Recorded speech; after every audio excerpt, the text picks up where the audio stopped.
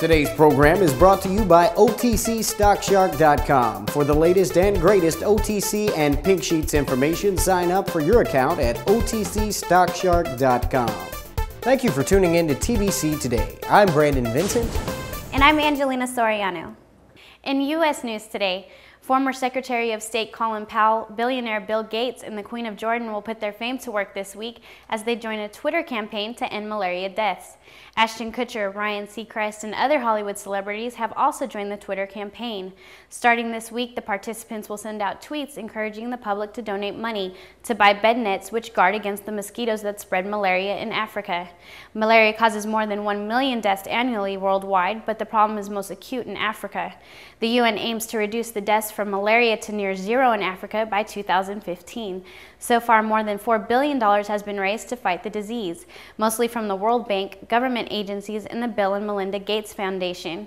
The UN expects to cover 800 million people at risk of malaria with bed nets, but is still short of funding for roughly 50 million of those nets.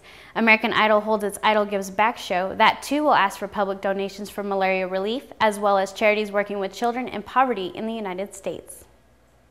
In today's international news, Thailand's bloody political crisis has been scaring away tourists for weeks, but it took a new turn when some of the capital's finest hotels sent guests packing for fear of violence at their doorsteps. The Grand Hyatt and Intercontinental hotels in Bangkok told guests they would have to leave, while the Four Seasons remained open but closed all 4 of its restaurants and saw its lobby empty except for a few wilted orchids. The hotel took action on one of the more relaxed days in the deadlock created by anti-government demonstrators who began occupying city streets more than 5 weeks ago. They abandoned plans to march into the heart of the capital's central business district after soldiers in full combat gear were deployed to bar the way. However, the failure to march did nothing to ease the tensions. These so-called red shirt protesters reinforced defenses at their urban encampment and prepared homemade weapons, including hundreds of sharpened bamboo poles. The Army, in response, said it would be prepared to use greater force in any confrontations because of the danger posed by the weapons. The Red Shirts have occupied the capital's luxury hotel and shopping district for 18 days in their 6-week bid to overthrow the government. Upscale malls closed almost immediately as protesters transformed the area into a noisy and litter-strewn tent camp with outdoor showers and portable toilets for thousands of supporters sleeping on the sidewalk.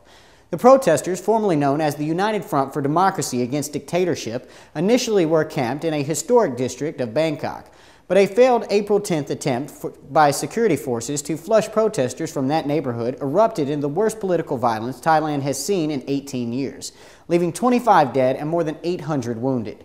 It also prompted the protesters to consolidate in the shopping zone, which has become their strategic stronghold.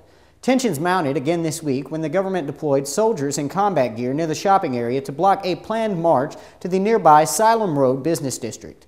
The march has been called off, but a standoff remains that threatens greater damage to Thailand's vital tourism sector. The red shirt protesters are demanding that the Prime Minister call early elections. The protesters consist mainly of poor rural supporters of former Prime Minister and pro-democracy activists who opposed the military co-op that ousted him in 2006. In entertainment news today, animated TV show South Park beeped out the words Prophet Muhammad and plastered it on last Wednesday's episode with the word censored after being issued a firm warning by a U.S. Muslim group. The comedy show on Comedy Central also substituted a controversial image seen last week of the Prophet Muhammad in a bear outfit and a Santa Claus outfit. It was not immediately clear if the move was a bid to tread carefully following the warning against the South Park creators or if they were poking fun at the fuss. The little-known group RevolutionMuslim.com posted a message on its website earlier this week, warning creators Matt Stone and Trey Parker that what they were doing is stupid, and they will probably wind up like Theo Van Gogh for airing the show. The website posted a graphic photo of Van Gogh, a Dutch filmmaker who was killed in 2004 by an Islamic militant over a movie he had made that accused Islam of condoning violence against women. It also posted a link to a news article with details of a mansion in Colorado that Parker and Stone apparently own. Most Muslims consider any depiction of the founder of Islam as offensive. In today's financial news, major stock indexes ended mixed as strong profits among technology and industrial companies attracted buyers, while the healthcare sector retreated after several of its bellwethers cut their earning guidance, citing the expected impact of the U.S. healthcare overhaul. The Dow Jones Industrial Average ended up 7.79 points, putting the measure on a three-day winning streak. Its component Boeing jumped 3.9% after the jet maker said it anticipates additional aircraft orders this year and will decide in upcoming weeks whether to raise production of its 737 model. United Technologies rose 3.7% after reporting a 20% rise in first quarter profits driven by cost cutting. However, Merck was the Dow's worst performer, down 3.7% as investors grew concerned about how it might be impacted by the healthcare regulation after Abbott Laboratories and Gilead Sciences, both non-Dow components, cut their 2010 guidance for reasons related to the overhaul. Abbott fell 2.4% and Gilead tumbled 6.9%. Nothing is sexier than a strong, toned body. And nothing builds great bodies better than a genuine Bowflex home gym.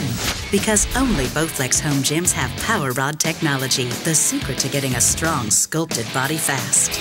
I was absolutely seeing results almost immediately. I love the results that I've seen. It's probably the best home gym workout I've ever seen. Call for a free DVD that shows how to get the results you want faster than you ever thought possible. You can't diet your way to a body like this, but in just 20 minutes, 3 times a week, you can be a stronger, sexier you. Have one delivered for $0 down and pay as little as $10 a month. Call now for a free DVD that shares the Power Rod secret of building a strong, fit body. I think women with muscles are beautiful. Those are Bowflex guns, that's right. To get a Bowflex body, get a genuine Bowflex Power Rod home gym. Get started. Call now. In health news, a new decades-long study examining the link between the use of mobile phones and long-term health problems such as cancer and neurological diseases launched across 5 European countries. Organizers said the cohort study on mobile communication would be the largest of its kind, examining more than 250,000 people aged 18 to 69 in Britain, Finland, the Netherlands, Sweden, and Denmark. Professor Paul Elliott is the principal investigator at the Imperial College, and he said that the previous research examining the health link had been reassuring, but pointed out these had often only lasted around 10 years. With many cancers taking longer to develop and mobile phones still being relatively new, Elliott said there was a need for a longer-term study. The study will work with mobile operators to examine a participant's mobile phone use, whether making calls, sending texts, and downloading data. It will also look at how users carry their phones, such as in a trouser or chest pocket, and whether they use hand-free kits. Participants who agree to take part in the study will fill in an ongoing online questionnaire about their mobile phone use, health, and lifestyle. The large selection of participants will also include those who use mobile phones more than others, allowing the scientists to examine what impact increased use has. The study will announce its findings as it progresses. In today's tech news, even though the Apple iPad has received much praise for its design and user interface, there are many who aren't so enamored with the device. That includes a couple American universities that are having problems with the iPad on their networks. The problem stems not from the iPad's popularity, but from the way it connects to the wireless networks. Princeton University in New Jersey has blocked 20% of the iPads on campus because of malfunctions that can affect the entire school's computer system. In a report, Princeton said the iPad causes DHCP client malfunctions, which basically means that the tablet causes interference for other devices using the school's wireless network. In order to prevent that interference, Princeton has been blocking the offending iPads.